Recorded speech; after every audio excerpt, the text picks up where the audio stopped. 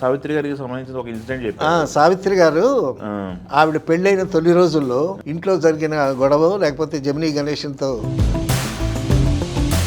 మన ఆదర్శ వివాహానికి అని చెప్పాలి. మా అధర్మ వివాహానికి పర్సనల్గా మూడవుట్లుంటే అవి ఇక్కడ కొంచెం రిఫ్లెక్ట్ అవుతాయి. ఎన్టీ రామారావు గారికి కూడా జ్ఞా అనేటటువంటి అక్షరం పలకదు. చాలామందికి తెలియని విషయం ఏంటంటే ఎస్వి రంగారావు గారికి జయకుమార్ గారు కొంతమంది ఆర్టిస్టులకి కొంత ఉచ్చారణలో బాగా పట్టుండాలని అప్పట్లో డైలాగులు కానీ లెంగ్తీ డైలాగులు అన్నీ ఉండేవి కదా.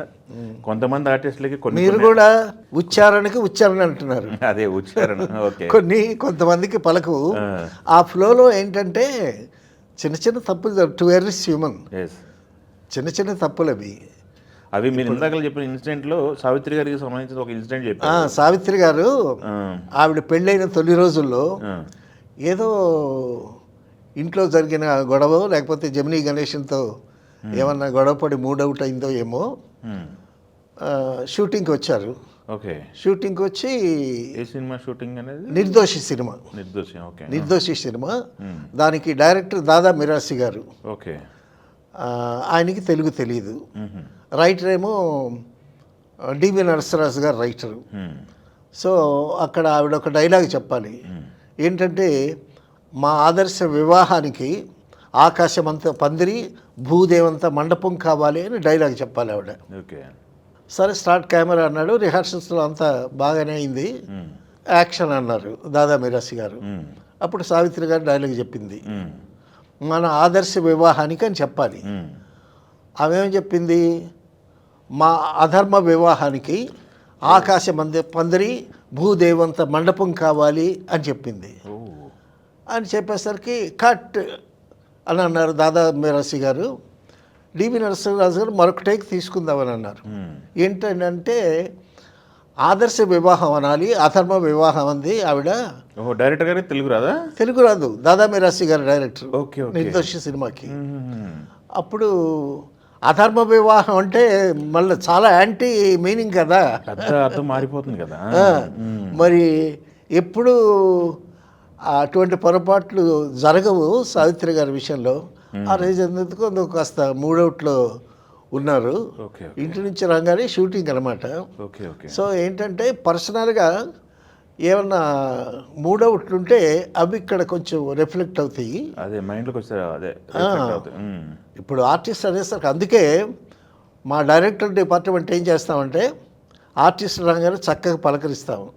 ఏమంటే బాగున్నారా అని చక్కగా పలకరించేసరికి ఆవిడ మూడు కూడా బాగుంటుంది. తర్వాత వాణిశ్రీ గారు ఆవిడ ఏం చేస్తారో తెలుసా అండి, ఆవిడ రంగానే డాన్స్ ఉంటే డాన్స్ మాస్టర్ గారి కాళ్ళకి నమస్కారం పెట్టి, తర్వాత డైరెక్టర్ గారికి నమస్కారం పెట్టి, తర్వాత మేకప్ మ్యాన్ దగ్గరికి వెళ్ళి, సార్ నా మేకప్ బాగుందా, నా కాస్ట్యూమ్ కలర్ కాంబినేషన్ ఓకేనా అని వాళ్ళతో చక్కగా చెప్పుద్ది అనమాట. So they will be happy. అప్పుడు ఏంటంటే చక్కగా అమ్మాయిని మరింత అందంగా చూపించడానికి ఒక ఫిల్టర్ వేయటం ఏదో కెమెరామెన్ చేస్తాడు. సో అటు ఆర్టిస్టులు టెక్నీషియన్స్తో బాగుండాలి, టెక్నీషియన్స్ కూడా ఆర్టిస్ట్ని కంఫర్టబుల్గా ఉంచితే ఆ ఆర్టిస్ట్ ఫేస్లో నుంచి కావలసినటువంటి ఎక్స్ప్రెషన్స్ మనం తోడుకోవచ్చు. అదేలేండి మీరు చెప్పేది. వన్స్ సెట్కి వచ్చిన తర్వాత బయట ప్రపంచం మర్చిపోవాలి. ఓకే.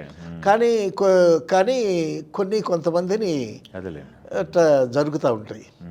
ఆదర్శ వివాహానికి బదులు అధర్మ వివాహం అని చెప్పింది.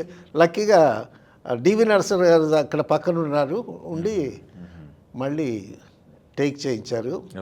అలాగా కొన్ని పొరపాట్లు జరుగుతూ ఉంటాయి. తర్వాత కొన్ని అక్షరాలు కూడా ఆర్టిస్టులకి కొంతమందికి పలకవు. ఎన్టీ రామారావు గారికి కూడా జ్ఞా అనేటటువంటి అక్షరం పలకదు.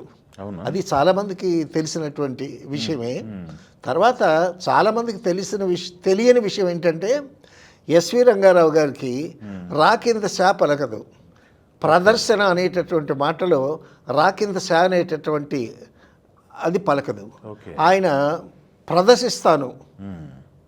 ప్రదర్శిస్తాను అంటానికి బదులు ప్రదర్శిస్తాను అంటారు. అంటే రా కింద ప్రదర్శిస్తాను అంటే అది ఫ్లాష్గా వెళ్ళిపోతుంది.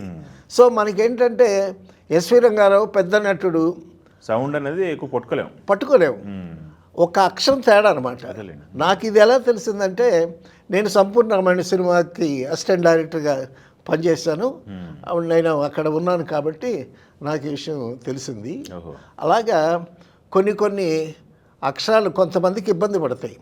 అయితే అప్పుడు ఏం చేసేవాళ్ళు అంటే, ఏదన్నా ఒక డైలాగ్ కానీ ఒక పెద్ద మాట కానీ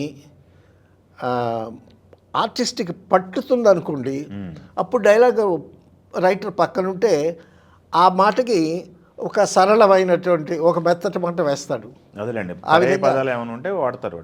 ఆ విధంగా జరిగేది. సో అలాగా కొన్ని అక్షరాలు కొంతమందికి ఇబ్బంది పడతాయి. ఓకే, అది నిర్దోషిలో సావిత్రి గారు ఆదర్శ వివాహానికి బదులు అధర్మ వివాహం అన్న ఒక పొరపాటు. అదేలేండి, ఇన్సిడెంట్లు అనేవి జరుగుతూ ఉంటాయి. Okay, thank you. Telugu one